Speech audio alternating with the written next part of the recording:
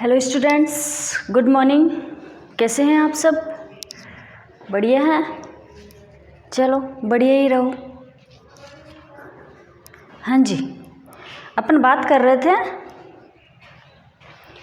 किसकी बात कर रहे थे? मैकेनिक्स की। मैकेनिक्स के अंदर फर्स्ट यूनिट अपन ने स्टार्ट कर रखी थी। उसके अंदर कुछ एक टॉपिक पढ़ा था कि अपने को प्रूव करना था। क्या प्रूव करना था? यदि दो पिंड आपस में टक्कर करते हैं, क्या यदि दो पिंड एक दूसरे की तरफ गति कर रहे हैं तो उनमें टक्कर के लिए आवश्यक शर्त क्या थी? यही थे। और या फिर अपने को उसके अंदर प्रूव करना था कि R2 vector minus R1 vector multiply V2 vector minus V1 vector, ऐसे ही कुछ था। उसकी शर्त अपन ने कल प्रूव कर ली थी। अब उसके ऊपर अपन देखेंगे क्वेश्चन। क्या देखेंगे? क्वेश्चन। ठीक है, चलो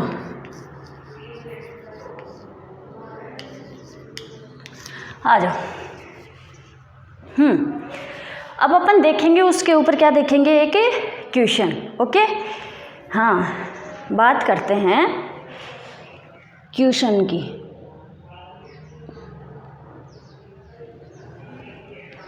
चलो क्वेश्चन लिखते हैं अपन। क्या क्वेश्चन लिखेंगे? देखो, माना प्रारंभ में दो कणों का स्थिति सदिश। क्या है क्वेश्चन? वो जो दो शर्त करवाई थी, शर्त तो एक करवाई थी अपन ने। क्या थी शर्त? R2 vector minus V1 vector, R1 vector plus V1 vector T equal R2 vector minus V2 vector T। ये अपनी क्या थी? फर्स्ट शर्त थी। तो क्वेश्चन क्या था अपना? देखो स्टार्टिंग के अंदर कि यदि दो कण एक दूसरे की तरफ गति कर रहे तो उनके अंदर आवश्यक शर्त कौन सी होगी? तो शर्त तो यही होगी अपनी। कौन सी? अगर यही बोले आपको कि बस मान लो दो कण एक दूसरे की तरफ गति कर रहे हैं तो उनके बीच बताओ कि आवश्यक शर्त कौन सी होगी। अगर आपको यही क्वेश्चन दे दे तो बस आपको आंसर कहाँ तक करना है? यहीं तक करना है। ठीक है, कहाँ तक करना है? यहाँ तक करना है। ये अपनी क्या थी? आवश्यक शर्त थी। ठीक है, अब अगर अपने को ये बोल दे कि प्रूव भी करो आप लोग इसको, तो प्रूव जब अपन ने जो लास्ट वाली इक्वेशन निकाली थी वहाँ तक अपने को क्या कर रहा है? इसका आंसर देना है। पर ये नहीं है कि वो आप शर्त के बाद स्टार्ट कर दोगे ना। स्टार्टिंग से स्टार्ट करके शर्त जो वो आंसर अपन इक्वेशन निकालेंगे, प्रूव करेंगे, वहाँ तक आपको उसका आंसर क्या करना है? लिखना है। क्लियर है यहाँ तक? चलो अब अपन बात करते हैं, क्वेश्चन लेते हैं। मान लो, माना प्रारंभ में दो कणों का स्थिति सदिश। क्या? माना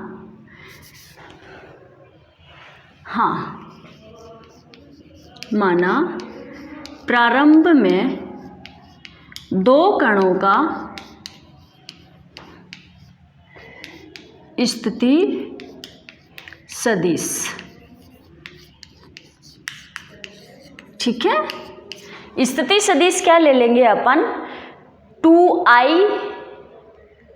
कैप प्लस j कैप। एक का तो ले लेंगे 2i cap plus j cap और दूसरे का ले लेंगे अपन 3i cap minus 2j cap. क्या ले लेंगे? 3i cap minus 2j cap है।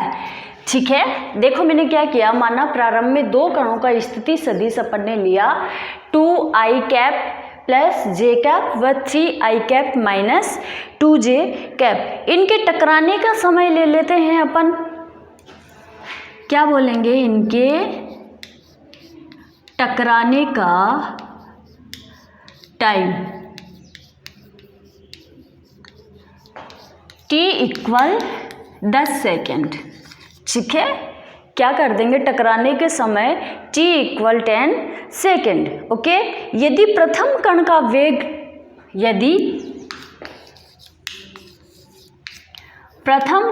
वेग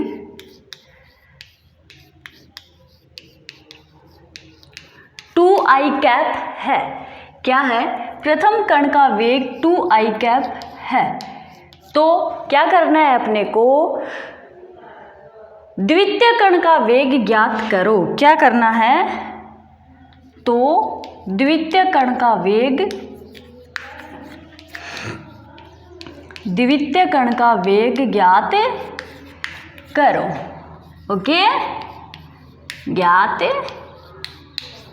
करो।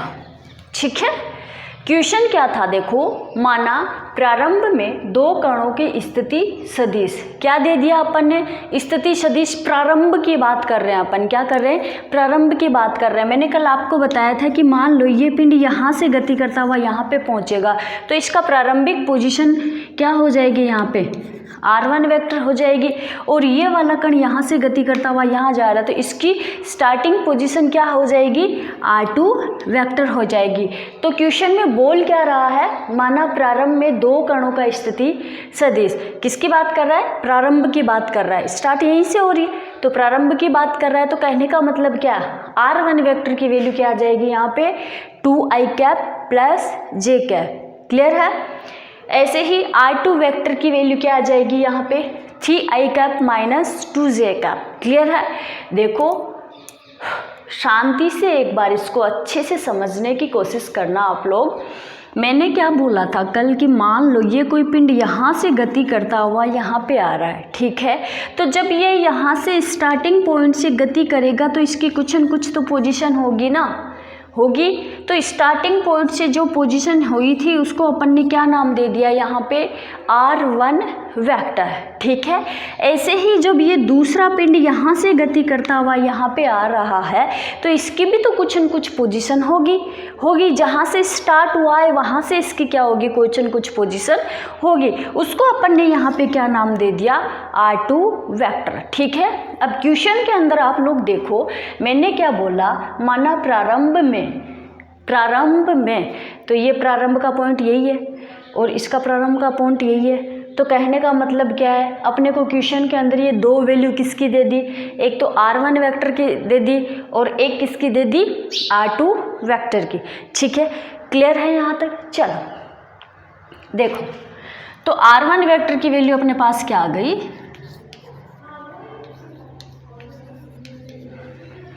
2i cap plus j cap.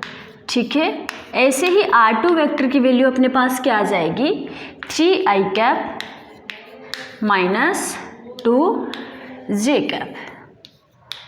Okay जी, चलो अब देखो अपन ने ये बात कर ली प्रारंभिक दो कणों की। ठीक है, जिसको अपन ने क्या नाम दिया था पीछे डेरिवेशन के अंदर, r1 वेक्टर और r2 वेक्टर। ठीक है, चलो अब अपन बात करते हैं कि इनके टकराने का समय t इक्वल कितना है, 10 सेकेंड है। तो कहने का मतलब क्या है, अपने को यहाँ पे t की भी वैल्यू दे दी, कितनी है, 10 सेकेंड। क्लियर है, अब ये बोल रहा है यदि प्रथम कण का वेग, क्या, प्रथम कण का वेग 2i कैप है, तो प्रथम कण के वेग की मतलब क्या हुआ, v1 वेक्टर, क्या हुआ, v1 वेक्टर। तो v1 वेक्टर की वैल्यू भी अपने को इसने कितनी दे दी, 2i कैप। तो ज्ञात क्या करना है अपने को, द्वितीय कण का वेग। कहने का मतलब क्या है कि अपने को ये v2 वेक्टर क्या करना है, ज्ञात करना है। क्लियर है, तो अब अपन देखेंगे टक्कर की शर्त से, इसका सॉल्यूशन कैसे निकालेंगे अपन, टक्कर की शर्त से। ठीक है, चलो लिखो यहाँ पे टक्कर की शर्त से। ओके, चलो अब टक्कर की शर्त आप लोग पीछे पढ़ चुके हो अच्छे से, क्या होती है, r1 vector plus v1 vector t equal r2 vector plus v2 vector t, यही होती है। अब इसके अंदर आप क्या करोगे, वैल्यू पुट कर दो, और वैल्यू आप लोगों के पास ऊपर क्वेश्चन के अंदर क्या कर रखी है, दे रखी है। तो देखो r1 वेक्टर की वैल्यू आपके पास क्या है, ऊपर देखो 2i cap plus j cap दे रखी है। r1 वेक्टर की वैल्यू क्या है आपको दे रखी है ऊपर 2i कैप प्लस जे कैप, ठीक है। पुट करो 2i कैप प्लस जे कैप। क्लियर है यहाँ तक? आ जाओ। v1 की वैल्यू कितनी है देखो क्वेश्चन के अंदर 2i कैप है। v1 की वैल्यू कितनी है 2i कैप, तो पुट कर दो यहाँ पे 2i कैप, ठीक है। अब देखो टाइम है इसके साथ t है, तो t की वैल्यू भी आप लोगों को दे रखी है कितनी है 10 सेकेंड, तो यहाँ पे क्या कर दोगे 10। क्लियर है यहाँ तक? कहने का मतलब क्या है, एक टर्म अपनी कंप्लीट हुई या फिर एक पार्ट अपना कंप्लीट हुआ। बात करते हैं सेकंड पार्ट की। तो देखो यहाँ पे क्या लिखा है r2 वेक्टर, r2 वेक्टर की वैल्यू आप लोगों को दे रखी है यहाँ पे 3i cap minus 2j cap, ठीक है। तो पुट कर दो यहाँ पे value 3i cap minus 2j cap, ठीक है। क्लियर है? प्लस v2 क्या करना है आप लोगों को सोल्व करना है, v2 सोल्व करना है, और t का कितना दे रखा है आपको 10। क्लियर है यहाँ तक? चलो अब इसको अपन सॉल्व करते हैं। देखो 10 को 2 से मल्टीप्लाई करोगे तो क्या आ जाएगा 20, 20 को इस 2 से जोड़ दो तो क्या आ जाएगा 22, तो क्या आ जाएगा 22i कैप प्लस जे कैप। क्लियर है यहाँ तक? अब देखो इस वाले को इस साइड ले आओ आप लोग, ठीक है।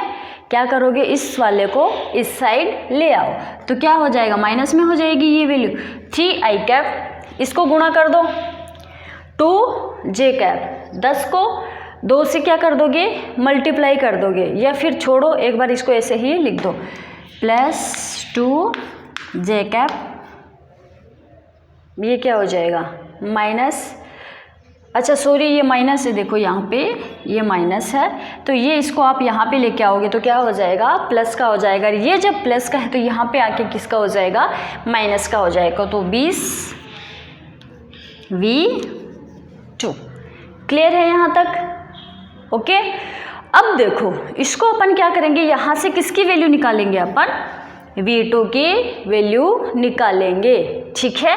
आ जाओ तो फिर v2 वेक्टर इक्वल, अब ये देखो i cap j cap solve करते हैं इसको। 22 में से 3 गए तो कितने बचेंगे 19, ठीक है। तो यहाँ पे कितनी वैल्यू आ जाएगी 19i कैप, ठीक है। 2j कैप और 1j कैप तो कितना हो जाएगा प्लस का 3j कैप, ठीक है। तो कितना हो जाएगा प्लस का 3j कैप अपॉन 20। क्लियर है यहाँ तक? Sorry 10 okay. यहाँ पे क्या आ जाएगा 10। अब अपने पास v2 की वैल्यू देखो क्या आ जाएगी, डायरेक्ट इसके अंदर क्या कर दोगे आप डिवाइड कर दोगे, ठीक है। तो क्या आ जाएगी 1.9 i cap plus 0.3 j cap, 0.3 j cap. ये आपका क्वेश्चन के क्या हुआ आंसर हुआ। कहने का मतलब क्या है, अपने पास द्वितीय कण का वेग आ चुका है। क्लियर है? अपने पास द्वितीय कण का वेग आ चुका है। ओके चलो देखो एक बार रिपीट कर देते हैं। अपन ने सबसे पहले एक क्वेश्चन लिखा, ठीक है। अब ये क्वेश्चन किसके ऊपर बेस्ड है, किसके ऊपर बेस्ड है, ये बेस्ड है जो अपन ने कल कुछ शर्त निकाली थी किसकी, जब दो कण आपस में एक दूसरे की तरफ गति कर रहे होते हैं तो उनके बीच कुछ टक्कर करते हैं तब एक शर्त होती है। तो वो शर्त कल अपन पढ़ चुके थे, उसके अकॉर्डिंग मैंने यहाँ पे एक क्वेश्चन आप लोगों को लिखवाया है और उस क्वेश्चन के अंदर मैंने r1 vector, r2 vector, v1 vector, t इन सब की वैल्यू आप लोगों को दे दी और ये अपन ने यहाँ पे शर्त लिखी। टक्कर की शर्त से अपन इस क्वेश्चन को क्या करेंगे, सॉल्व करेंगे। ओके जब सोल्व करेंगे तो इसकी वैल्यू यहाँ पे पुट कर देंगे, पुट करेंगे तो इस सब को सॉल्यूशन करके अपने पास किसकी वैल्यू आ जाएगी, द्वितीय कण की वेग आ जाएगा। ठीक है, पूछा क्या है इसने अगले वाले ने कि द्वितीय कण का वेग बताओ। ओके तो अपने पास यहाँ पे क्या आ गया, द्वितीय कण का वेग आ गया। क्लियर है यहाँ तक? चलो अब अपन बात करते हैं, कुछ न्यू टॉपिक लेते हैं। ओके, क्या पढ़ रहे थे अपन? रूपांतरण समीकरण पढ़ रहे थे, ट्रांसफॉर्मेशन इक्वेशन पढ़ रहे थे, है ना? चलो, दो कंडीशन तो अपन ने पढ़ ली थी। एक, स्थानांतरित तंत्रों के बीच रूपांतरण समीकरण निकाला था। दूसरा अपन ने पढ़ा था एक समान आपेक्षिक वेग से गतिशील तंत्रों के अंदर रूपांतरण समीकरण निकाला था। तो कहने का मतलब क्या है कि दो टॉपिक अपने यहाँ पे कंप्लीट हो चुके थे। अब अपन बात करते हैं एक थर्ड पॉइंट की। थर्ड पॉइंट है झुके तंत्रों में रूपांतरण समीकरण। ठीक है, क्या है? झुके तंत्रों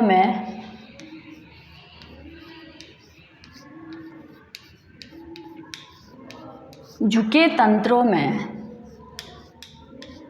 रूपांतरण समीकरण। ओके, आ जाए।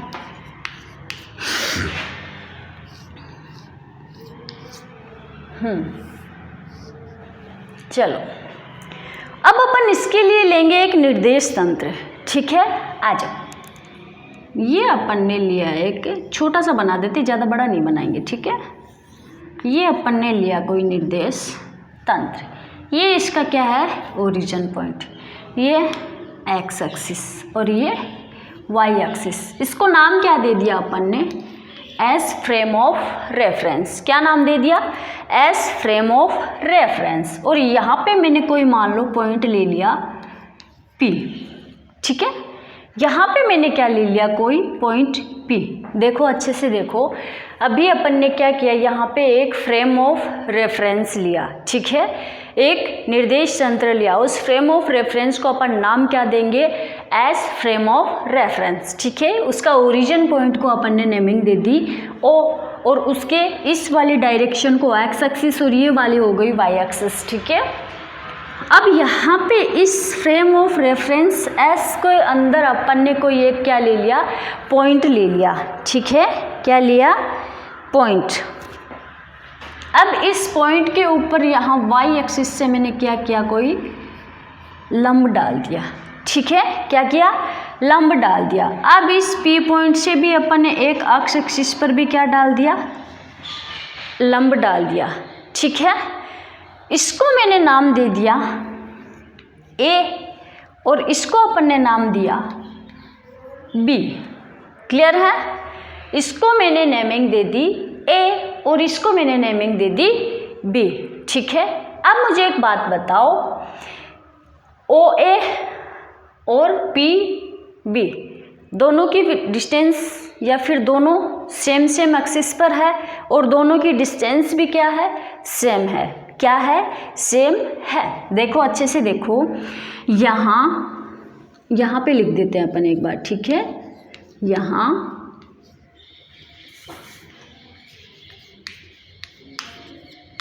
देखो OA इक्वल PB। ठीक है, ये भी अपनी किसके ऊपर है? एक्स एक्सिस पे है। और PB भी अपना कहाँ पे है? एक्स एक्सिस पर है। कहाँ पर है? एक्स एक्सिस पर है। तो मुझे एक बात बताओ, ये OA की जितनी डिस्टेंस है उतनी PB के बीच डिस्टेंस होगी या नहीं होगी? होगी कि नहीं होगी? अरे क्यों नहीं होगी भाई? ये भी एक्स एक्सिस पर है, ये भी एक्स एक्सिस पर है। जितनी डिस्टेंस OA के बीच की है उतनी ही डिस्टेंस किसके बीच की है? PB की है। तो क्या अपन इसको इस रूप में लिख सकते हैं क्या? OA equal PB equal X लिख सकते हैं ऐसे। ठीक है, चलो ऐसे ही अपन बात करते हैं इसकी PA और OB की। किसकी बात करते हैं? PA और BO की। ठीक है, अच्छे से समझना। देखो इसको ऐसे ही अपन बात करते हैं इस y एक्सिस की। ये PAB किसके ऊपर है? y एक्सिस पर है। और ये BOB किस पर है? y एक्सिस पर है।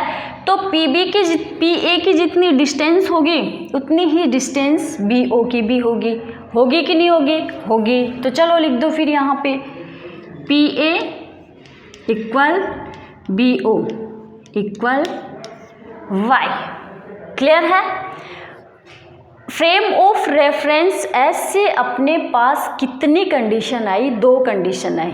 ठीक है, 2 कंडीशन आई। कहने का मतलब क्या है कि ओ ए इक्वल पी बी इक्वल अपन लिख सकते हैं एक्स। ठीक है, लिख सकते हैं। ऐसे ही अपन P A equal B O equal Y लिख सकते हैं। ठीक है, ये अपनी बात हुई फ्रेम ऑफ रेफरेंस एस की। ओके, इसके बाद अपन बात करते हैं, बोल क्या रहा है, देखो ऊपर हेडिंग, झुके तंत्रों में रूपांतरण समीकरण। अभी तक तो ये सीधा ये झुका ही नहीं है, तो चलो अपन इसको झुका देते हैं। ठीक है, तो अब देखो ये जो फ्रेम ऑफ रेफरेंस है, फ्रेम ऑफ रेफरेंस एस है, इसको अपन क्या करेंगे, मान लो ये यूं है। ठीक है, अब इसको अपन थीटा कोण पे यूं घुमा देंगे।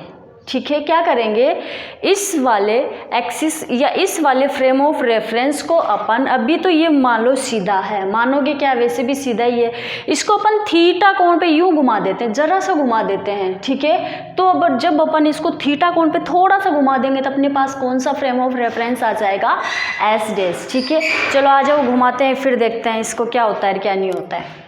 आ जाओ, मान लो इसको मैंने थोड़ा सा यूं घुमा दिया। ठीक है, अगर यूं घुमा दिया तो ये भी कहाँ जाएगा, ऐसे। ओके, ये कौन सी एक्सिस हो जाएगी अपनी यहाँ पे, एक्स डैश। ठीक है, बात कौन सी की कर रहे हैं, frame of reference S dash है, और ये कौन सी हो जाएगा अपना वाई एक्सिस, इसको आप नाम दे दो एस डैश। क्लियर है यहाँ तक? अब किया क्या है अपन ने, इसको थीटा कोण पे घुमाया है। क्या किया है, थीटा कोण पर घुमाया है, तो यहाँ पे क्या लिख दो आप, थीटा, और यहाँ पे भी क्या लिख दोगे, थीटा।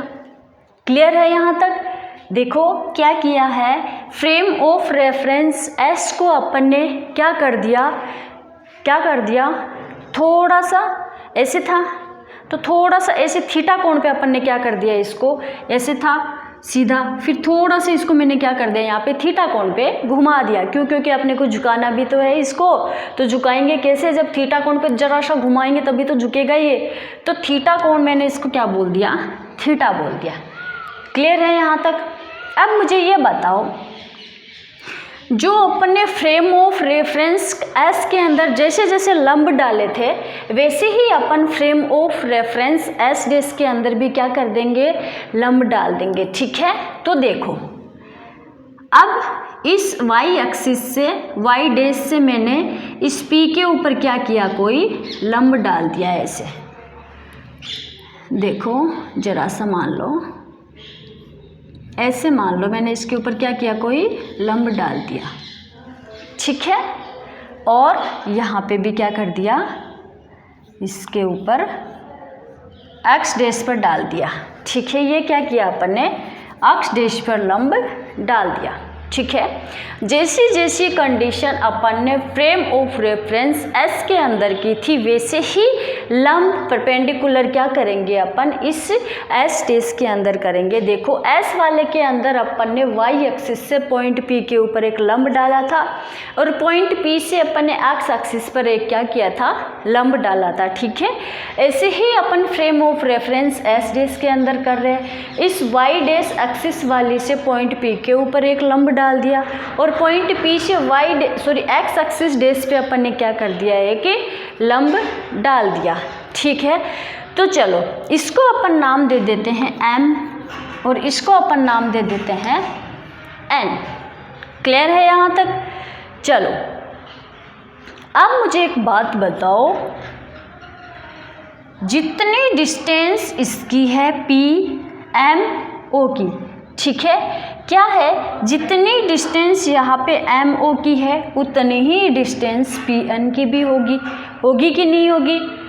ये भी एक्स डैश पे है और ये भी कौन से डैश पे है, एक्स डैश पे है, एक्स एक्सिस पर है।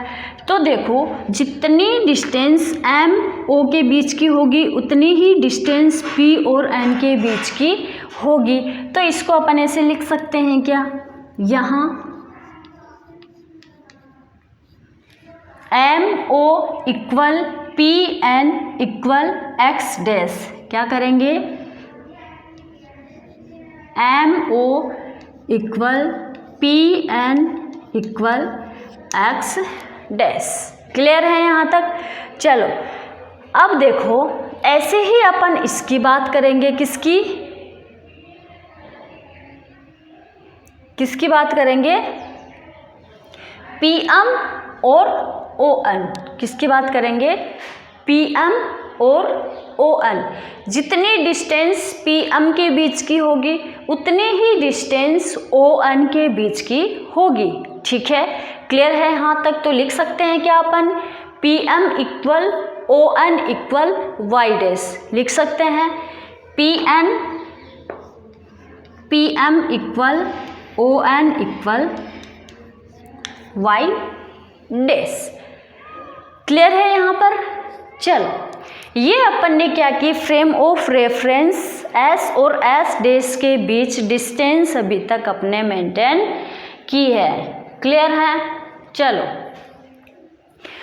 अब देखो, इसके अंदर अपन लिखेंगे, माना एक तंत्र S डैश है जिसमें किसी बिंदु P के निर्देशांक, हाँ जी, इस बिंदु P के निर्देशांक भी अपन लिखेंगे। अगर S frame of reference S के सापेक्ष आप इस बिंदु के कोऑर्डिनेट लिख रहे हो तो क्या हो जाएंगे, अक्ष Y।